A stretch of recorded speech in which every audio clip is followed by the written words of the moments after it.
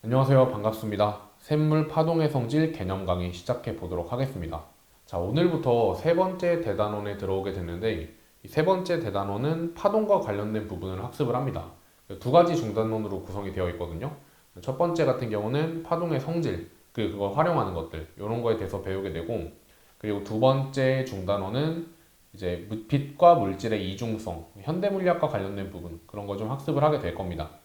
수능에서는 현재 이 파트 대단원 세 번째에서 한 5문항 정도가 출제가 되고 있고, 난이도 같은 경우는 앞에서 배웠던 첫 번째랑 두 번째 대단원보다는 훨씬 쉽습니다.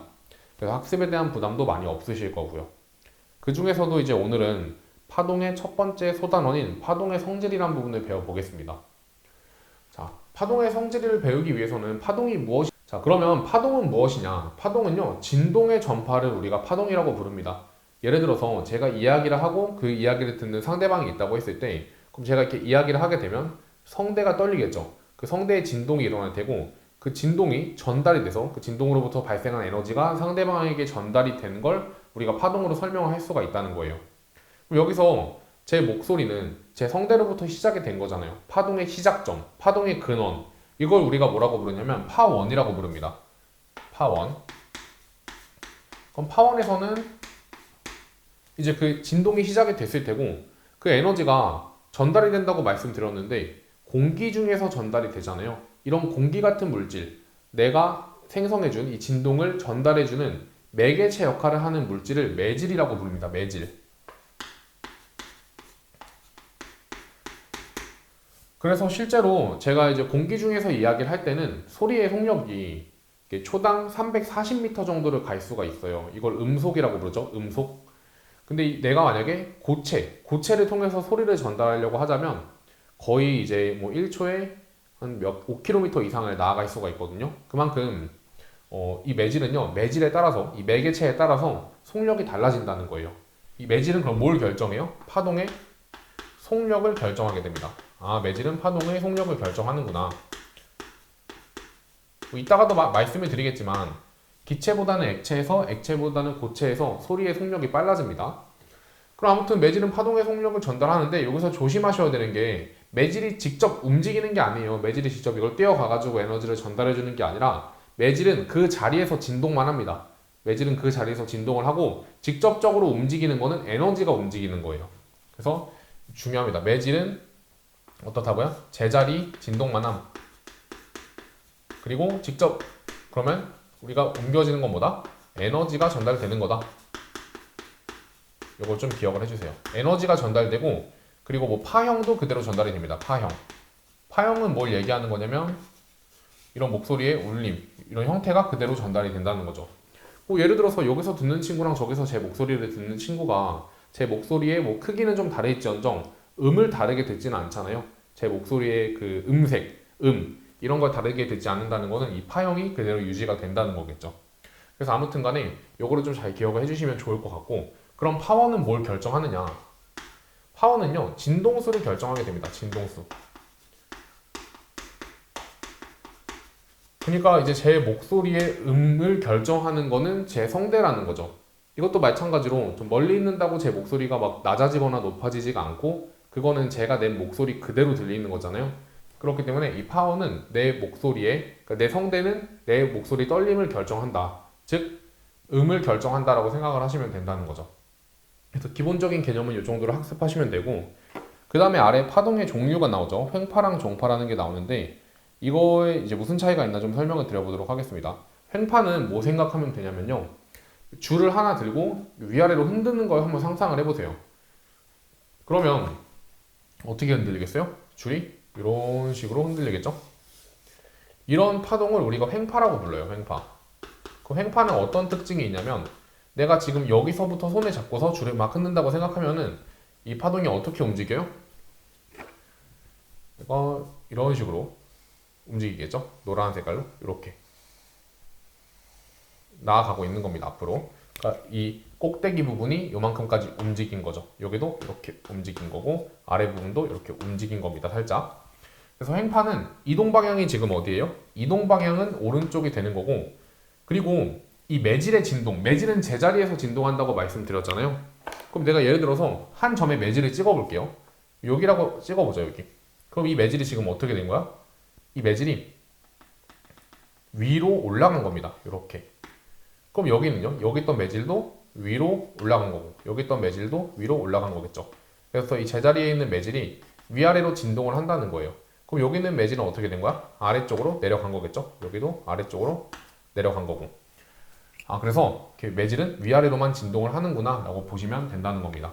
그래서 이 횡파는 진행 방향과 매질의 진동 방향이 어때요? 수직이다 이렇게 표현을 합니다. 그리고 종파 같은 경우는 뭐냐면, 종파는 그 용수철 장난감 아시나요? 이렇게 용수철 장난감 이렇게 늘렸다가 줄였다가 하는 그 무지개 색깔로 되어 있는 거 보신 적이 있을 텐데, 그런 게 우리가 그걸 앞뒤로 막 흔들어 주는 걸 우리가 종파라고 표현을 합니다. 그래서 그러면 용수철이 뭉쳐 있는 부분이 있고 흩어져 있는 부분이 있고 또 뭉쳐 있는 부분이 있고 뭐 이런 식으로 진행이 되겠죠? 그래서 이 경우에는 진행 방향은 이쪽, 여기서 손으로 잡고 막 흔들었다고 생각을 해보세요. 근데 이때는 진동 방향도 이쪽이 되는 거예요. 그래서 이런 종파 같은 경우는 진행 방향과 진동 방향이 평행하다라고 설명을 합니다. 그래서 내신을 학습하시는 분들은 어느 정도 예시를 외워주시는 게 좋은데, 이 종파 같은 경우는 음파, 소리가 바로 종파예요. 그리고 또 지진파의 피파, 이런 것들이 바로 종파에 해당이 되는 거고, 그리고 횡파 같은 경우는 보통 이제 물리학원에서는 물결파를 횡파로 보고 있습니다. 그리고 그 외에 뭐 S파, 이런 것들의 예시로 들 수가 있다는 거죠. 그래서 뭐 기본적인 거 이 정도는 그냥 가볍게 보시면 되고, 참고사항으로 다음 시간에 배울 전자기파도 여기에 속합니다. 전자기파. 네, 이렇게 구분을 좀 지어주시면 좋을 것 같고, 자, 그 다음에 이제 그런 파동에 대한 기본적인 걸 배웠기 때문에 파동을 어떻게 표시하느냐, 어떤 용어들로 설명을 하느냐, 그걸 좀 말씀을 드리겠습니다. 아래 파동의 표시라고 되어 있는 부분 보시면 되고요. 그림을 한번 그려보죠. 이런 식으로 그림을 그려놓고 파동이 이런 식으로 그려지겠죠. 자, 그러면 내가 마치 줄넘기를 막 흔들다가 중간에 사진을 찰칵 찍었다고 생각을 해보시면 돼요. 그럼 이럴 때 용어를 어떻게 부르냐면, 이 파동에서 가장 튀어나온 부분 있죠, 위쪽으로. 이런 애들을 우리가 마루라고 부릅니다. 마루. 그리고 가장 들어가 있는 부분, 골짜기처럼 들어가 있는 부분을 골이라고 불러요. 골. 그리고 이 파동에서 높이, 이 가운데 지점으로부터 마루까지의 요 높이를, 혹은 골부터 가운데 지점까지 높이를 진폭이라고 부릅니다. 진폭. 여기서 조심하셔야 되는 게, 내신 문제 같은 데서도 종종 자주 출제가 되는데, 여기부터 여기까지가 진폭이 아니에요. 골부터 마루까지가 아니라 이 골부터 마루까지의 절반에 해당하는 마루부터 원점까지, 그걸 우리가 진폭이라고 부른다는 겁니다. 자, 그 다음에 또 어떤 용어가 나오죠? 지금 마루, 골, 진폭에 대한 거 설명드렸고, 파장이 나오죠. 파장. 파장은 제가 언제 설명을 드렸었냐면, 그 전자기파가 아니라 그 전에 전기단원에서 스펙트럼 할 때 제가 파장에 대한 거 설명을 가볍게 드렸었어요. 그래서 파장은 어떻게 쓴다? 람다라고 쓰고, 람다. 그리고 얘는 길이를 의미한다라고 설명을 드렸었거든요. 그래서 어떤 길이를 의미하는 거냐면, 이 마루부터 마루까지 해당하는 요 거리를 우리가 하나의 파장이라고 설명합니다. 1파장. 이렇게. 그럼 반대로 쭉 연결을 지으면 골부터 골까지도 길이가 어때요? 마루랑 마루까지 거리랑 골부터 골까지 거리가 동일하겠죠.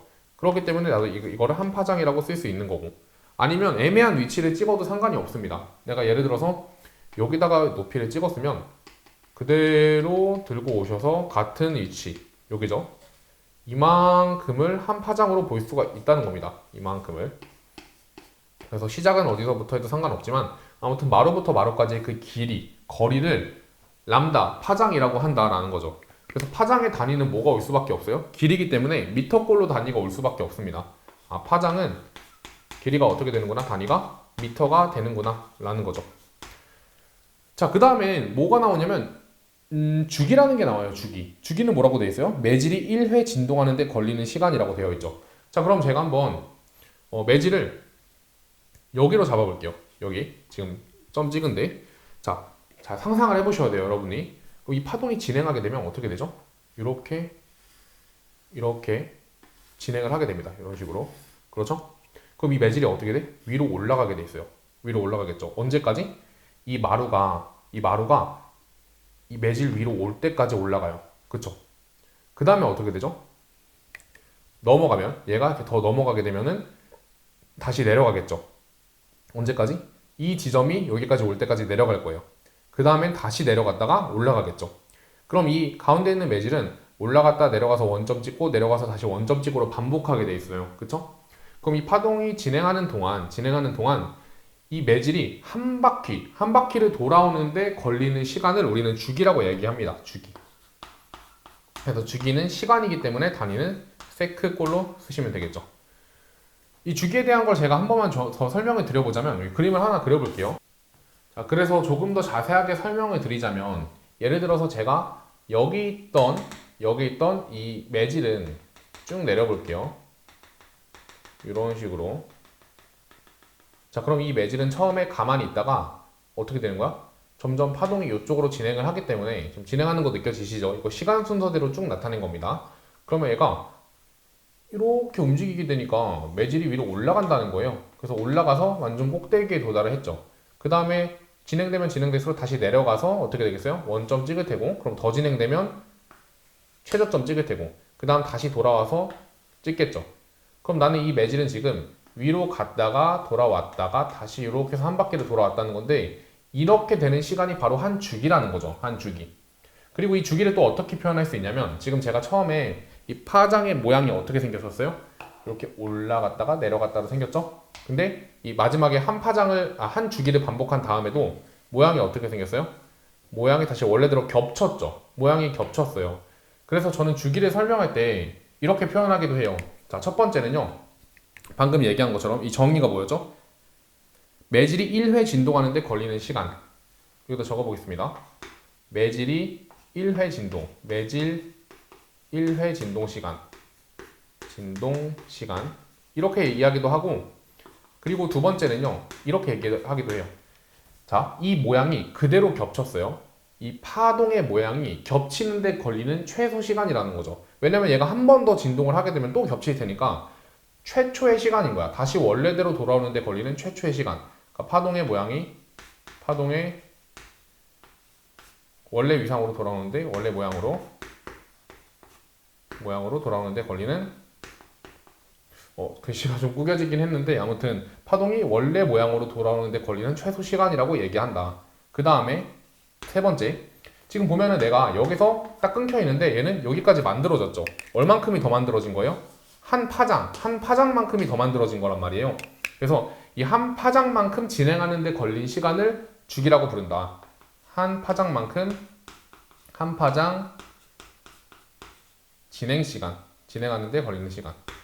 진행하는데 걸리는 시간. 이걸 바로 우리가 뭐라 부른다? 주기라고 부른다는 거죠. 그러니까 문제를 풀 때 결과적으로 본질적으로는 지금 여기 결과가 다 같은 얘기긴 하지만 이거를 좀 잘 기억을 해주시면 좋을 것 같습니다. 교재에는 첫 번째 거로 나와 있지만 두 번째, 세 번째로도 이야기할 수가 있다. 그 다음에 주기 아래에 어떤 개념이 있죠? 진동수.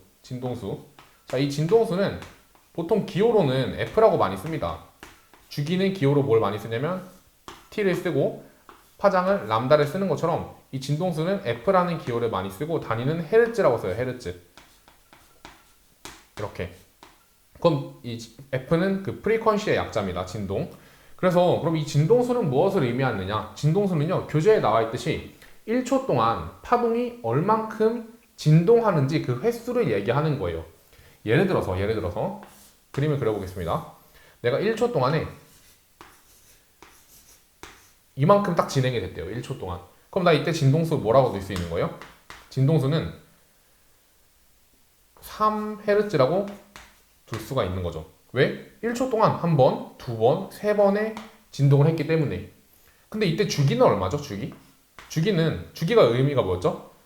자, 매질이 1회 진동하는데 걸리는 시간. 그럼 지금 한 번, 두 번, 세 번 한 건데 그럼 주기는 한 번 진동하는데 걸리는 시간이니까 총 1초 걸렸으니까 3으로 나눠주면 3분의 1초겠죠.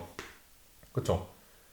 그리고 뭐라고 볼 수도 있어요? 한 파장 진행하는데 걸린 시간이라고 말씀드렸는데 총 하나, 둘, 세 번을 진행한 거기 때문에 1초 동안. 그럼 나는 한 파장을 진행하는데 걸리는 시간은 3분의 1초밖에 안 걸릴 거 아니에요? 그래서 이런 식으로 쓸 수가 있다는 거죠. 근데 이게 내가 3으로 쓸 뿐만 아니라 다르게 해도 마찬가지야. 뭐 예를 들어서 두 번만 진행했다고 해볼까요? 그럼 진동수가 얼마가 되고 진동수는 2가 되고 그리고 주기는 2분의 1이 되겠죠. 그럼 이 두 개를 곱했을 때 둘 다 뭐가 나와요? 1이 나옵니다. 1. 그래서 진동수랑 주기는요 무슨 관계야? 역수관계라는 거죠. 얘네 둘을 곱했을 때 1이 나온다는 거기 때문에 이 진동수랑 주기는 역수관계구나. 요거까지 좀 기억을 해주시면 좋을 것 같습니다. 빼서 쓰면 역수관계. 이것도 교재에 적혀있죠. 이렇게 그렇구나 라고 보고 넘어가시면 되겠습니다. 자, 그 다음에 이제 저희가 뭘 볼 거냐면 그림에서 파동 그래프라고 나와 있는 거 보이시죠? 위치 변이 그래프, 시간 변이 그래프. 이제 우리가 직접적으로 문제가 출제될 때는요 보통 이 파트에서 한 문제가 출제가 되고 있는데 이 파동 그래프를 해석하는 문제로 출제가 되고 있습니다. 제가 여기다 그림을 그려가지고 좀 설명을 자세하게 드리겠습니다.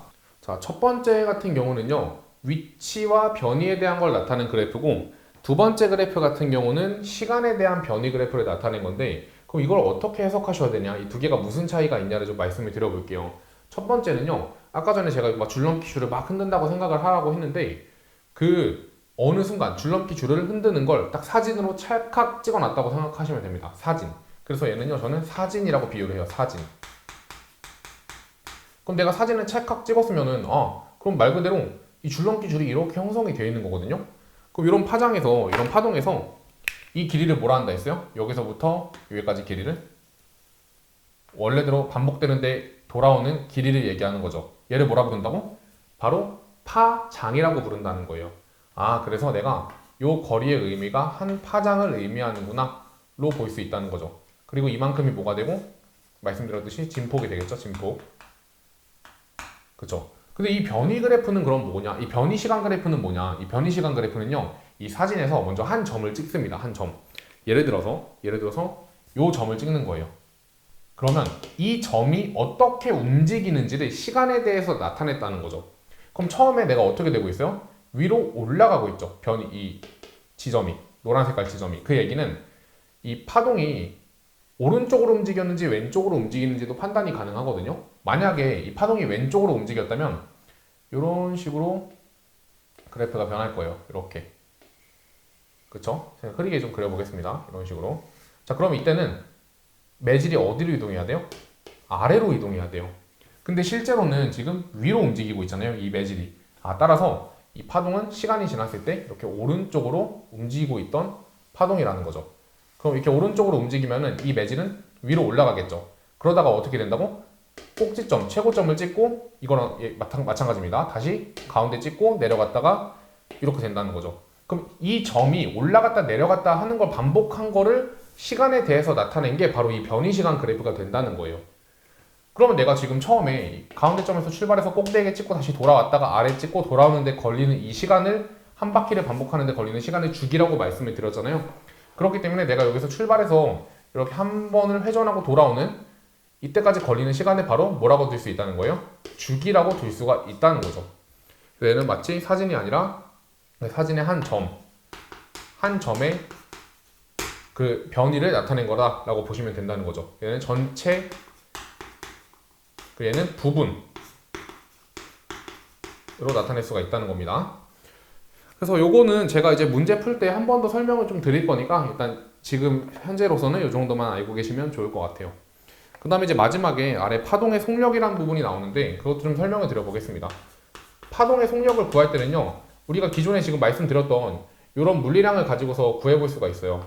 자, 기본적으로 속력이라는 개념은 뭐였죠? 속력은 일정 시간 동안에 얼만큼 이동하느냐를 말씀을 드린 거잖아요. 근데 주기가 뭐였어? 주기는 한 파장이 진행하는 데 걸리는 시간이야. 그쵸?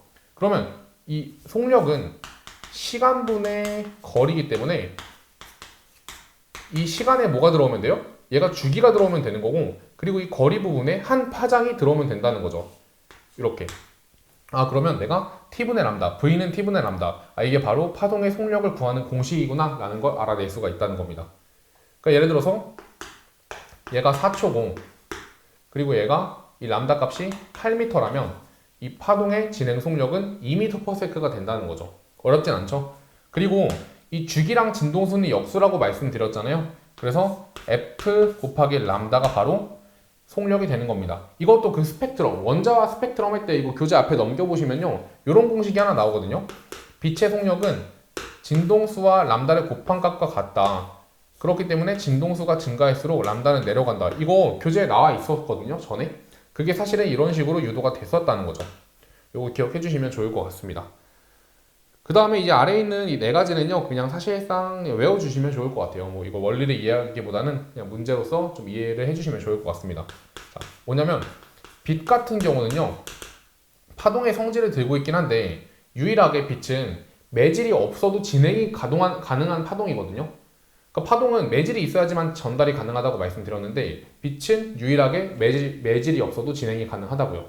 그래서 빛은 진공에서 속력이 가장 빠르고 그 다음에 기체, 그 다음에 액체, 그 다음에 고체 순으로 속력이 점점점 느려지는 겁니다.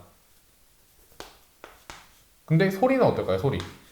이것도 제가 간략하게 말씀드렸다시피 소리는 오히려 고체에서 속력이 빨라져요. 그럼 얘는 어떻게 쓸 수 있어? 기체, 액체, 고체로 속력이 빨라지는 겁니다. 세 번째는 물결파인데요.